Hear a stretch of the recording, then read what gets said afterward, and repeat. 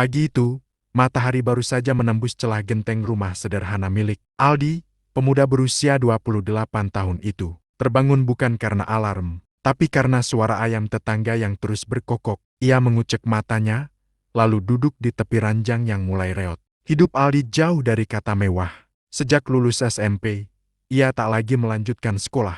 Bukan karena malas, tapi karena keadaan keluarga. Ayahnya meninggal saat ia berumur 15 tahun, dan ibunya harus banting tulang menjual sayur di pasar. Aldi, sebagai anak pertama, memilih bekerja untuk membantu. Kini, ia bekerja di sebuah gudang sembako di pinggir kota. Gajinya pas-pasan, tapi cukup untuk kebutuhan sehari-hari. Aldi dikenal warga sebagai pemuda sederhana, sopan, dan jarang banyak bicara. Namun di balik wajah tenangnya, ada sebuah rahasia yang tak banyak orang tahu termasuk tetangganya sendiri. Pagi itu, Aldi mengayuh sepeda tuanya menuju gudang. Jalanan masih lengang, udara terasa segar. Sesekali ia menyapa tetangga yang berpapasan. Meski hidupnya terlihat biasa saja, ada satu hal yang membuatnya berbeda, tatapannya yang selalu penuh keyakinan. Seakan ia sedang menyimpan sebuah tujuan besar. Tidak ada yang menyangka, pemuda yang setiap hari mengangkat karung beras dan memanggul gula ini, sebenarnya memiliki kehidupan lain,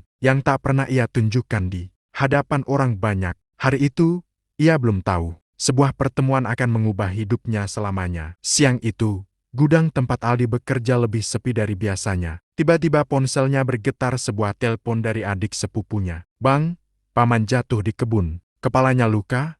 Kita bawa ke rumah sakit." Suara panik terdengar di ujung sana. Tanpa pikir panjang, Aldi langsung izin pulang lebih awal. Ia mengayuh sepeda tuanya menuju rumah sakit umum di kota. Nafasnya terengah, keringat bercucuran, tapi ia tak peduli. Begitu sampai, ia segera berlari menuju ruang IGD. Di sanalah ia melihat seorang wanita mengenakan seragam putih rapi, suster muda dengan wajah teduh dan senyum menenangkan. Namanya Laras, wajahnya cantik alami, dengan mata bulat yang terlihat penuh perhatian kepada pasien. "Keluarga pasien atas nama Pak Dharma?" tanya Laras sambil menatap Aldi. "Iya, saya keponakannya, Mbak," jawab Aldi cepat, masih terengah. Laras memintanya duduk sambil menjelaskan kondisi sang paman. Suaranya lembut, namun tegas. Aldi yang biasanya canggung di depan wanita, justru merasa tenang saat mendengarnya. Beberapa jam berlalu, paman Aldi selesai mendapatkan perawatan. Aldi membantu membawanya ke ruang rawat inap.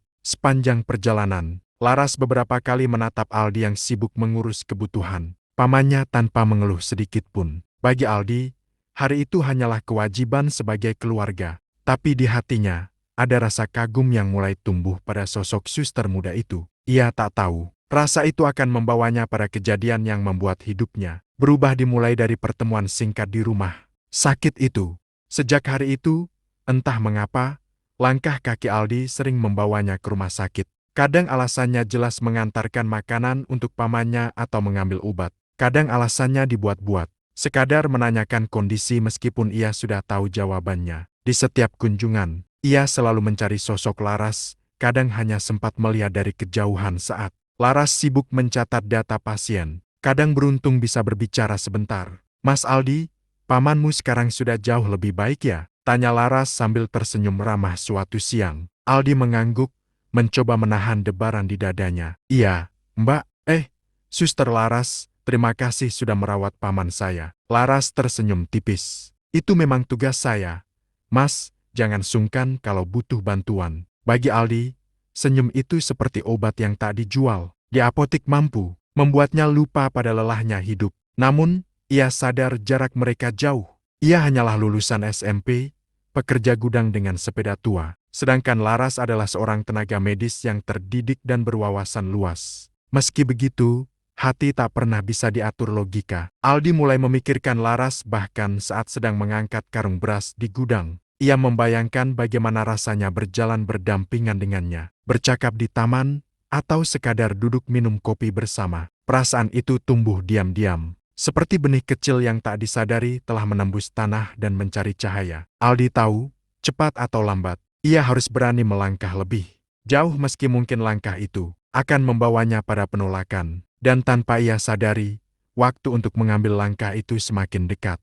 Sudah hampir 2 minggu paman Aldi dirawat di rumah sakit. Selama itu pula Aldi punya banyak kesempatan bertemu Laras. Setiap pertemuan kecil menambah keberaniannya sedikit demi sedikit. Namun, malam itu, saat ia duduk di depan rumah sederhana sambil menyeruput kopi panas, pikirannya penuh oleh bayangan wajah Laras. Ia menatap bintang-bintang di langit dan bergumam dalam hati, kalau aku cuma diam, aku nggak akan pernah tahu jawabannya. Keesokan harinya, Aldi memutuskan sesuatu yang bagi sebagian orang terdengar gila melamar Laras secara langsung. Ia tak punya cincin mahal, tak punya setelan jas rapi, bahkan tak punya kata-kata puitis yang indah. Tapi ia punya keberanian, dan itu cukup untuk membuatnya melangkah. Ia membeli sebungkus bunga mawar dari pedagang keliling, menaruhnya di tas plastik bening. Bajunya hanya kaos polo biru yang paling layak ia kenakan, celana jeans yang mulai pudar warnanya, dan sepatu butut yang sudah lama tak diganti. Di rumah sakit, ia mencari Laras. Waktu itu Laras sedang duduk di ruang perawat, berbicara dengan dua rekannya. Aldi mendekat, jantungnya berdetak kencang. Semua mata di ruangan itu langsung tertuju padanya. "Suster Laras, saya mau ngomong sebentar," ucap Aldi dengan suara sedikit bergetar. Laras mengernyit, lalu tersenyum sopan. "Oh, iya Mas Aldi, ada apa?" Aldi menatap matanya dalam-dalam, lalu mengulurkan bunga mawar itu. "Saya nggak tahu cara ngomong yang benar. Tapi saya suka sama kamu. Kalau boleh, saya mau melamar kamu jadi istri saya." Suasana ruangan langsung hening. Beberapa perawat saling pandang, menahan tawa. Aldi berdiri kaku, menunggu jawaban. Tak sadar bahwa sebentar lagi, kata-kata yang keluar dari mulut Laras akan menggores hatinya lebih dalam daripada yang pernah ia bayangkan. Ruangan perawat yang tadinya hening, tiba-tiba pecah oleh suara tawa kecil dari sudut meja. Salah satu perawat menutup mulutnya sambil berbisik pada temannya. Laras, yang awalnya tersenyum sopan, kini menunjukkan ekspresi kaget bercampur tidak percaya. "Mas Aldi, kamu serius?" tanya Laras, suaranya datar. Aldi mengangguk mantap. "Iya, saya memang gak punya banyak, tapi saya janji akan bahagiain kamu." Laras tertawa singkat, tapi tawanya terdengar seperti ejekan. "Mas, saya ini suster. Saya punya banyak rencana hidup. Saya nggak mungkin menikah sama, ya, orang kayak kamu." Kata-kata itu seperti palu godam yang menghantam dada Aldi, namun belum sempat ia bicara. Salah satu rekan Laras ikut menyahut dengan nada bercanda. "Laras, mungkin nanti kamu diajak naik sepeda tuanya Mas Aldi kalau mau jalan-jalan," ucapnya, diiringi tawa lebar perawat lain. Tawa mereka semakin keras, membuat beberapa orang di koridor ikut melongok penasaran. Aldi berdiri mematung, wajahnya panas, telinganya berdengung. Ia merasa seperti ditelanjangi di depan umum. Laras kemudian menatap Aldi lagi, kali ini lebih tegas. "Maaf, Mas Aldi, saya nggak mau. Tolong jangan ganggu saya lagi." Aldi menunduk, menggenggam bunga yang masih di tangannya. Mawar merah itu kini terasa berat, seolah ikut merasakan penolakan yang ia terima. Tanpa berkata apa-apa lagi, ia berbalik dan melangkah keluar ruangan, meninggalkan suara tawa yang terus terdengar sampai ia keluar dari pintu. Di luar rumah sakit, Aldi berdiri lama di bawah terik matahari, mencoba menenangkan hatinya. Ia tidak tahu, kejadian memalukan itu hanya awal, karena sebentar lagi semua orang akan tahu siapa sebenarnya dirinya. Keesokan harinya, suasana di pasar tempat ibunya Aldi berjualan sayur terasa berbeda. Biasanya para pedagang hanya saling sapa, tapi kali ini banyak mata yang melirik ke arah Aldi sambil berbisik-bisik. "Itu tuh, yang kemarin nekat ngelamar suster di rumah sakit." Terdengar suara salah satu ibu-ibu. Tak sadar Aldi bisa mendengar. "Iya," katanya sampai ditolak mentah-mentah di depan perawat-perawat lain. Timpal yang lain sambil tertawa kecil. Aldi menunduk, pura-pura sibuk membantu ibunya menata dagangan. Tapi di dalam dadanya, rasa malu bercampur sakit hati menggerogoti. Saat mengantar pesanan ke toko kelontong, ia kembali bertemu dengan ejekan. Seorang pemuda teman lamanya berkata sambil tersenyum sinis, "Al, katanya kamu mau nikahin suster, hahaha. Naik sepeda aja ngos-ngosan, mau nikahin orang kaya." Aldi hanya tersenyum tipis, menahan diri untuk tidak membalas. Ia memilih diam, karena ia tahu balas dendam terbaik bukan dengan kata-kata, tapi dengan pembuktian. Namun gosip itu ternyata sudah sampai lagi ke rumah sakit. Laras dan rekan-rekannya menjadikannya bahan bercanda di ruang perawat. "Kalau semua pasien kayak Mas Aldi,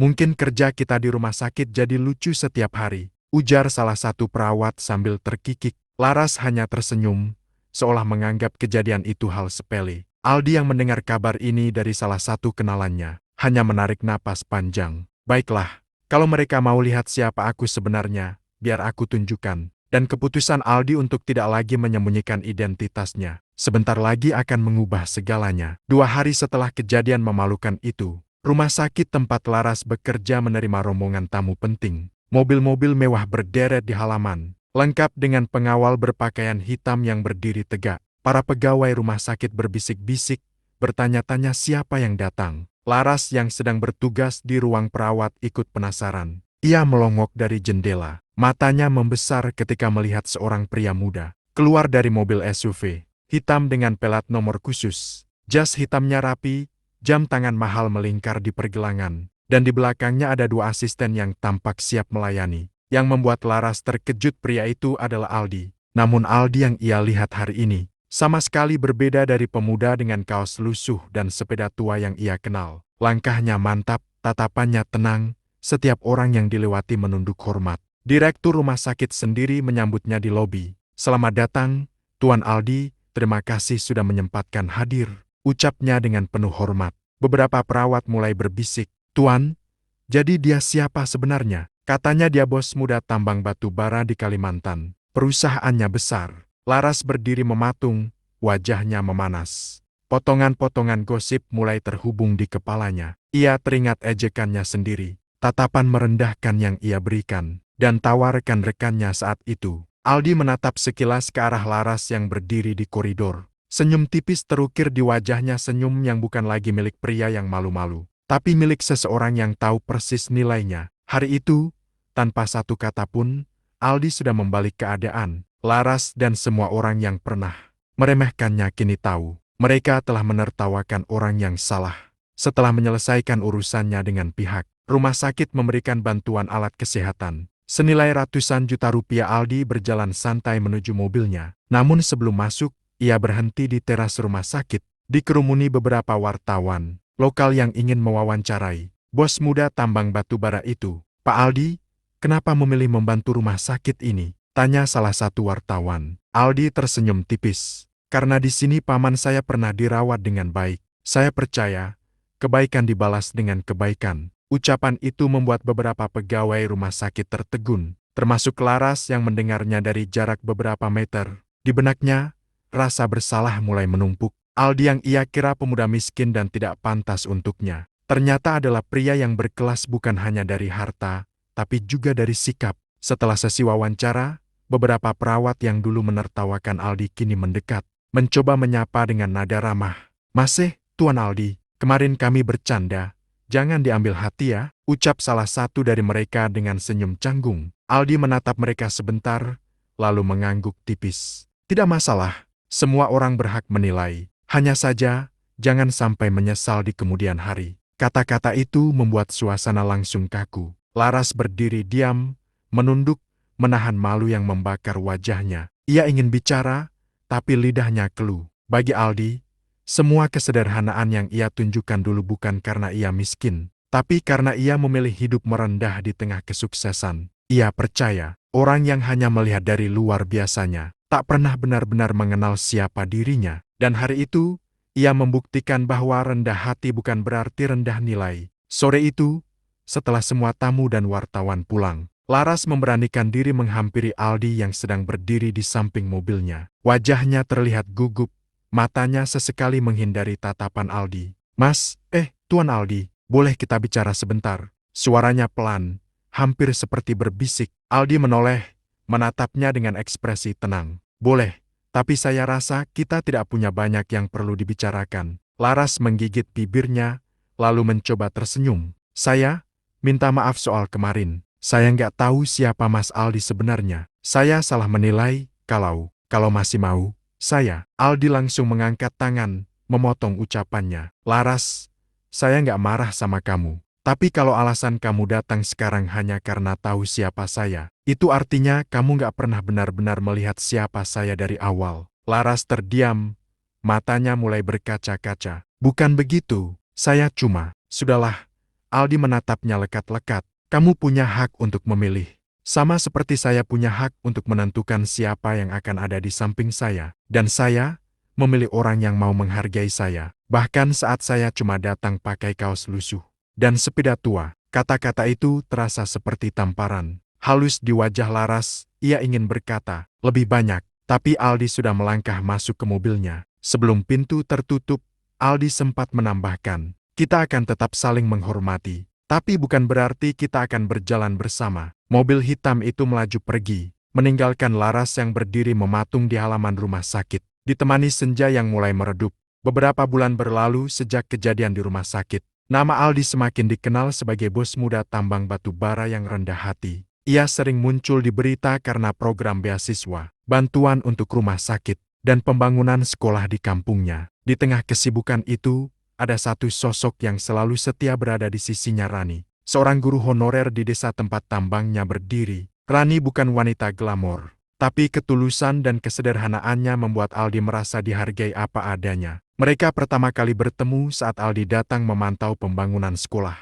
Rani yang sedang mengajar anak-anak langsung menyapanya dengan ramah, tanpa tahu siapa dirinya. Bahkan ketika ia tahu Aldi adalah pemilik tambang, sikapnya tak berubah sedikit pun. Suatu sore, di halaman sekolah yang sepi, Aldi menyerahkan sebuah kotak kecil kepada Rani. "Rani, kamu mau jadi pendamping hidupku?" Rani tertegun, matanya membesar. "Mas, kamu yakin? Aku ini cuma guru honorer biasa." Aldi tersenyum hangat. "Justru itu, aku butuh seseorang yang melihat aku sebagai Aldi, bukan sebagai bos tambang." Rani mengangguk pelan, air mata bahagia jatuh di pipinya. Kabar pertunangan mereka akhirnya sampai ke telinga Laras. Saat membaca berita itu di ponselnya, Laras hanya bisa terdiam. Ada penyesalan yang tak bisa ia ubah, kesempatan yang dulu ia buang. Kini sudah diambil orang lain yang benar-benar menghargai Aldi sejak awal. Bagi Aldi, semua yang terjadi adalah pelajaran. Ia membuktikan bahwa harga diri tak bisa diukur dari penampilan luar.